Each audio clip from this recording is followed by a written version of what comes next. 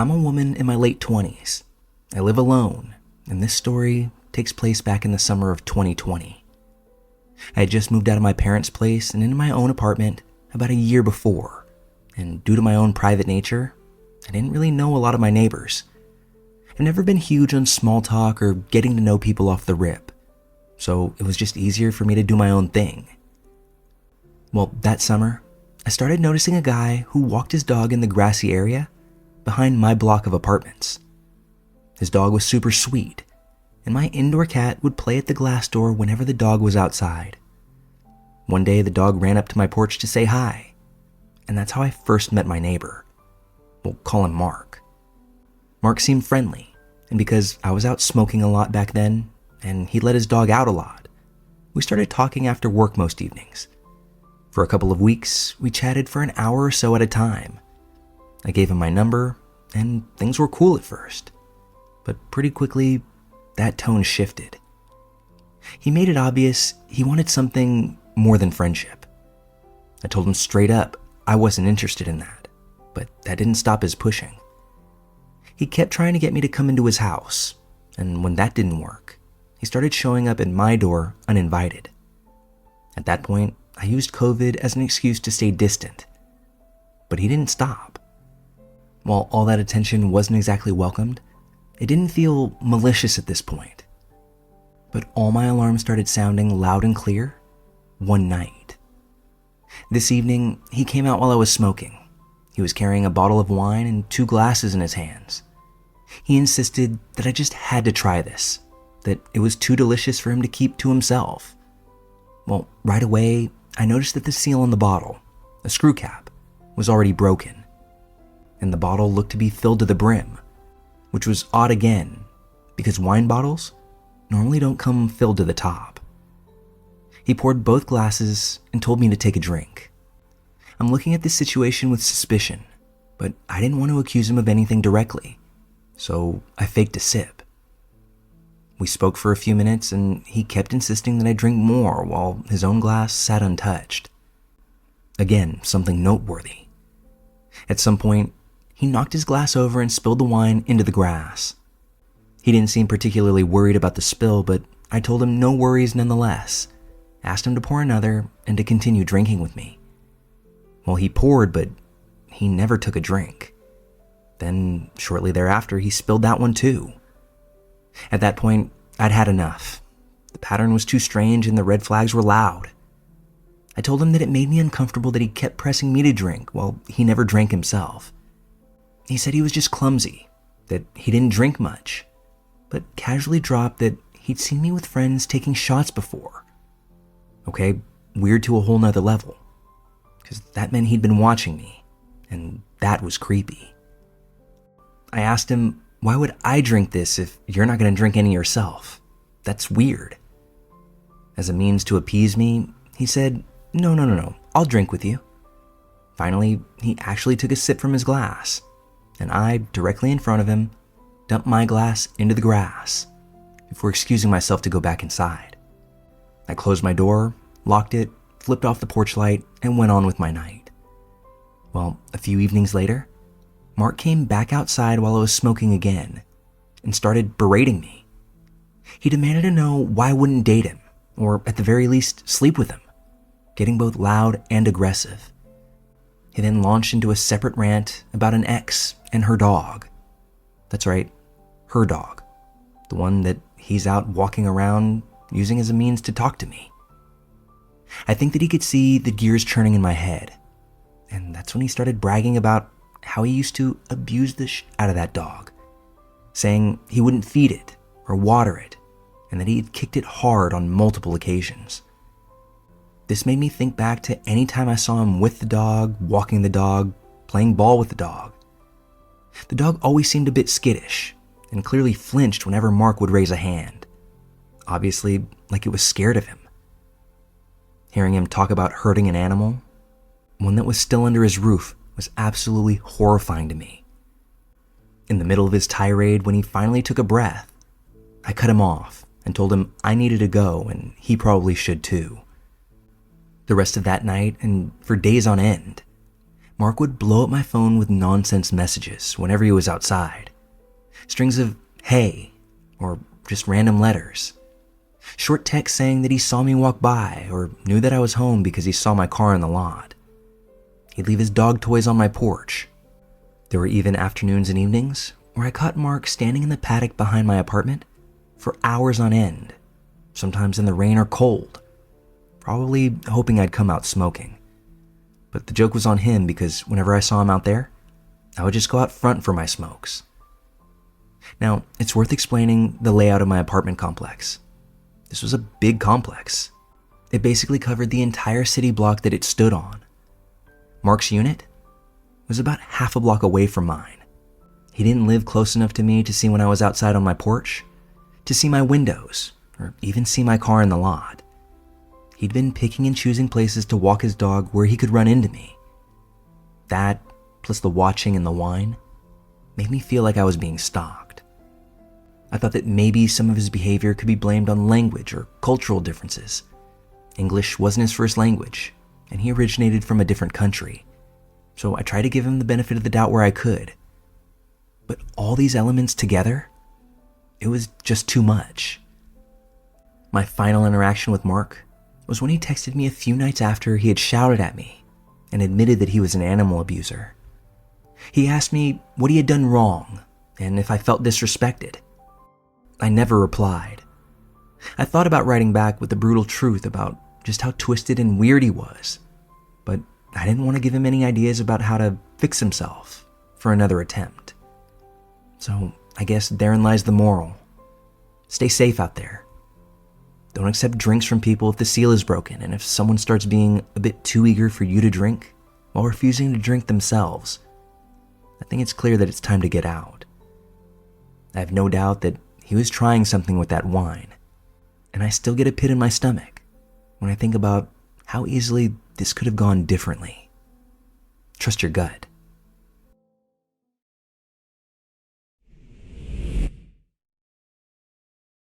I'm a 35-year-old doctor. Before the pandemic hit, my life was pretty simple. Long shifts at the hospital and hours in the gym. That's about it. But when COVID hit, just about everything in my world changed. It was an earthquake for those of us on the front lines. I watched colleagues get sick and, in some unfortunate cases, die. My mentor, my best friend from residency, the canteen woman who I never knew the name of until she passed, the one who always gave me a smile when I was exhausted. People I knew and cared about were gone in months. That kind of loss, paired with the impossibly long days and the constant fear of contaminating my own family, began to bury me. After a couple of months on coronavirus duty, the stress started to show. I began making small mistakes in sanitization, ones that I would never have made before. I started noticing my hands shaking after a long shift. My seniors saw how thin and pale I'd become and agreed to move me out of the COVID wards temporarily. There was no spare staff, and what she could offer was a rotation in the emergency room, mixed with some routine rounds. I accepted it. I knew that I needed to get back to a place where I could think. Well, not long after that, we had a high-profile trauma case come in. This was a 24-year-old woman who happened to be the mayor of my town's only daughter. She had a fractured arm, a deep shoulder wound with glass fragments that had missed major vessels by only millimeters. It was a complicated and messy case that took hours to close and wash out the wound. Over the next week, I was tasked with checking on her progress. She was recovering and friendly. Hospital rules were strict back then. Visitors weren't allowed due to the pandemic, so she was understandably lonely and wanted someone to talk to. During all of our interactions, I tried to underscore that clear line between doctor and friend as professionally as I could. But her friendliness slid into something else. She began to openly flirt with me. I told her both politely and repeatedly that I wasn't interested and that I had to keep things professional for both her and my sake. I hoped that that would be the end of it, being that I was straightforward with my concern, but that didn't really matter in the end. One day while examining her shoulder, she suddenly yanked down her gown so it exposed her chest. I was stunned. There was no reason to do that. I kept my eyes on her wound and tried to speak calmly, but she insisted that I look closer before reaching out and grabbing me beneath my belt. I pulled myself away from her bedside and went to exit the room. But before I left, I heard her say something to the effect of, "Why don't you come back and show me what you're packing?" Not only did I find this vulgar, but I found it humiliating. It was actually the first time that I felt unsafe at work. I told a peer about this interaction, another young doctor. His reaction was both dismissive and crude. He laughed and suggested that he would take the opportunity if it were him. That response made me feel isolated and ashamed instead of supported. I went back on COVID duty shortly after and tried to put distance between myself and the situation. For a time, I'd hoped that that would be enough. This woman was discharged, and I kept seeing a blur of new patients and ongoing pandemic needs. A week later, she was readmitted, this time with COVID. And because of her father's influence, she was given VIP care. The hospital, already stretched down to 4 doctors because so many were infected or quarantined at the time, shifted resources just to accommodate her. We were seeing people struggle for every breath, oxygen saturations dropping and organs failing, all while management was arguing over private rooms due to a mayor's call. Watching that happen while patients were literally dying on stretchers pushed me closer to the breaking point than I'd ever been before. One day, she was on my rounds list, and while that already made me uncomfortable, I felt like I had some level of protection from her even knowing who I was, due to the fact that we had to wear full PPE. So I walked into her room, gave her a quick hello, and began that day's examination. I'm not sure if it was because she saw my name tag or recognized me through the PPE, but she reached out and grabbed me by my suit, hard enough that her fingernails started digging into the polymer, so much so that I thought it would tear it. She started yelling, saying loud, obscene things. They were rambling, incoherent, and predominantly sexual. Again, I removed myself as quickly as possible. Well, later that day, I reported the incident to management. They just gave me a shrug. Their point of view was practical. This patient was sick, unwell, and vulnerable. Besides, I was a 6'3", well-built man. What harm could a sick young woman do to me? But the implication was clear. I should just ignore this attention or, in some other twisted manner, be grateful for it, and then move on. That response actually crushed me more than the incident itself. It suggested that men are invulnerable to harassment, and that my report was a nuisance compared to the real problems of the hospital. It made me feel like I was a coward for bringing it up, and like a fool for expecting any level of protection at my own workplace. After careful thought, I resigned from that hospital. I transferred to another one in a different state because I knew my mental and physical well-being had to come first. We're years removed, and I still battle with a complicated mix of anger, embarrassment, and guilt. There's this strange stigma. Colleagues have asked me point blank to my face if I was gay because I refused to be intimate with a woman at work.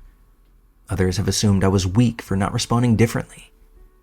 Those remarks sting, and they miss the point completely. Harassment can happen to anyone, and it erodes your sense of safety and trust. It affects men too. It's not a sign of sexual orientation or cowardice to refuse inappropriate advances. It's a sign of professional boundaries and self-respect. And the fact that I even have to say that is wild to me. The pandemic took so much from medical staff. We lost mentors and friends, and many of us had to make hard decisions about how to survive both mentally and emotionally. For me, leaving that hospital was about surviving in the long term. It was about finding a place where my limits were respected and where I could keep doing the job that I love without feeling compromised or dismissed. If there's anything I want people to take away from this, it's that burnout and harassment are not exclusive to any one gender. Both can fracture a career. And when a hospital is under stress, dismissive managers, crude colleagues, unchecked patient behavior can all become unbearable We need systems that protect all staff members and not turn a blind eye to ones who fit a stereotype of toughness. We need to recognize that men are human too, and that asking for help should never be met with a shrug.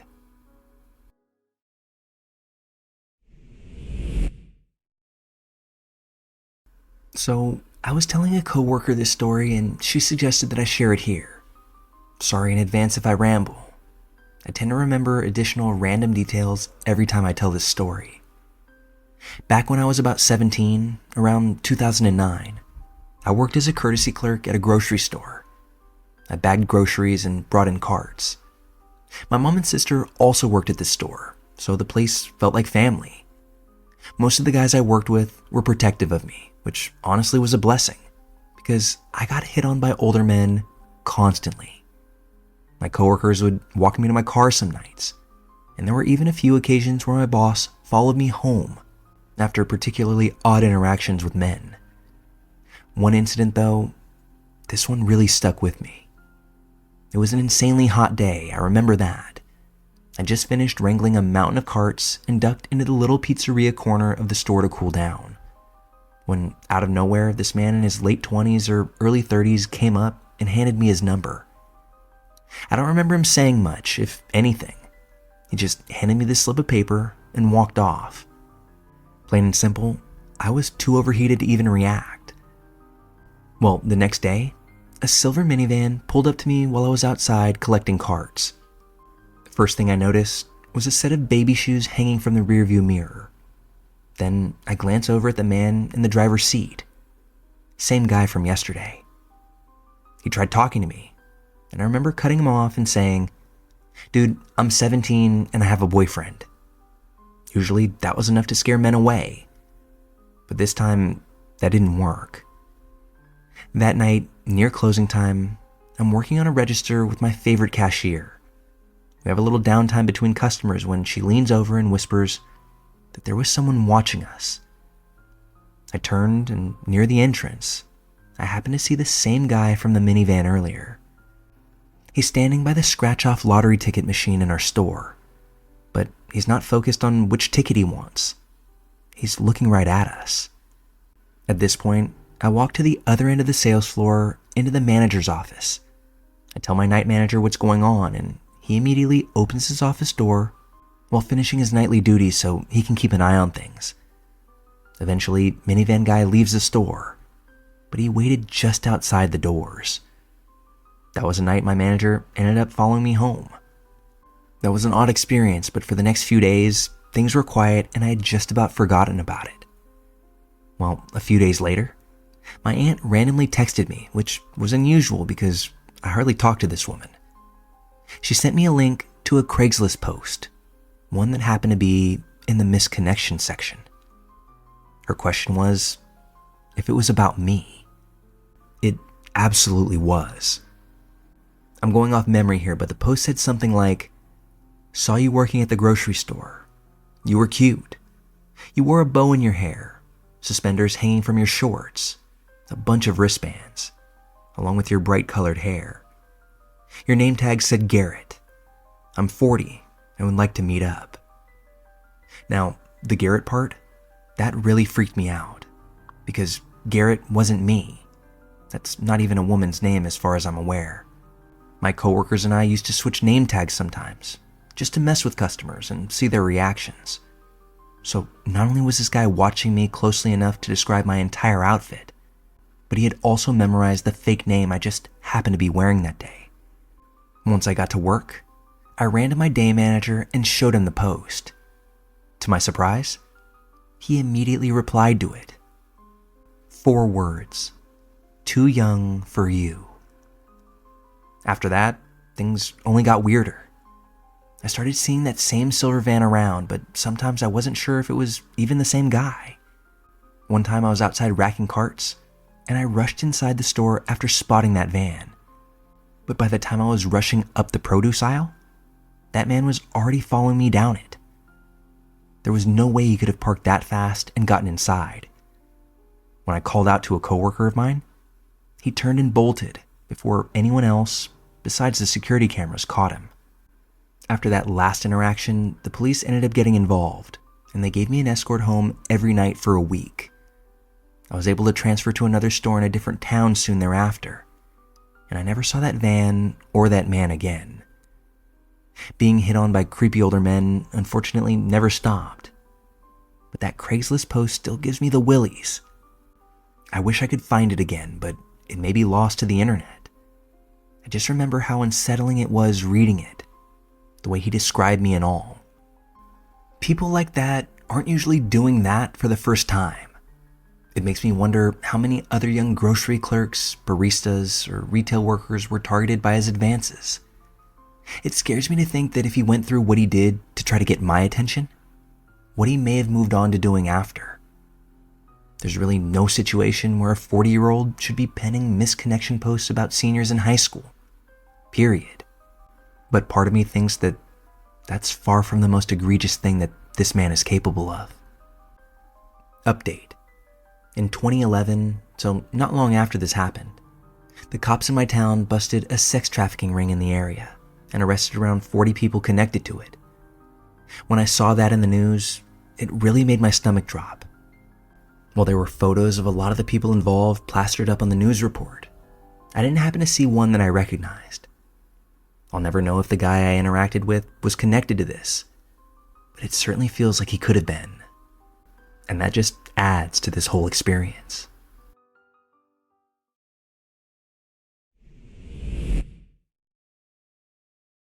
This is a situation that I learned of about 8 months ago, and it's safe to say that it's been on my mind ever since. For background, as a child, I had a severe speech delay.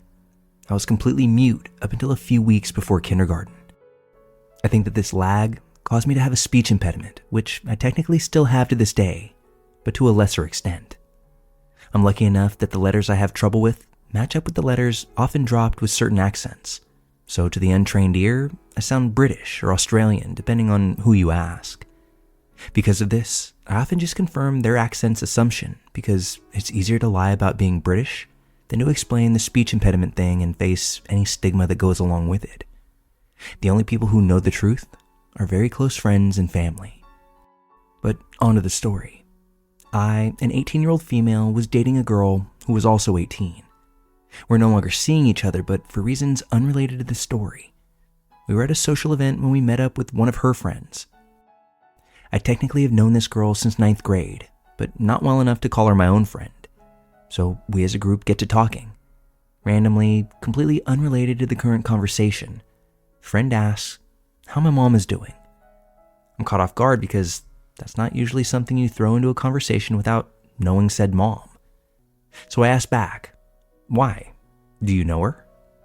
Friend goes on to explain that my mom used to be her EA, or an educational aide, and it helped her work out her behavioral issues all throughout elementary and middle school. Now, this is weird because although my mom did work in a school for a very brief time, she was a lunchtime supervisor and only ever worked in one elementary, an elementary school I know that this friend didn't go to. So I asked this girl if she's sure it was my mom because my mom wasn't an EA. Friend confirms because my mom used to talk about me all the time. And when friend was deciding which high school to go to, my mom recommended my high school because that's the school that her daughter went to. Now, within my high school, there were a few people with the same name as me. My name is about as basic white bitch as they come. So I asked friend, are you sure it's me who she was talking about and not one of the other people with my name? She once again confirms that it was definitely me because my mom would tell her details about my life and told her about my time going to speech therapy. Now, hold up. As I said earlier, I'm pretty secretive about the fact that I have a speech impediment. This friend is clearly someone I never told that to. Although I will admit it's not impossible to guess, and the girl I was dating at the time could have let it slip.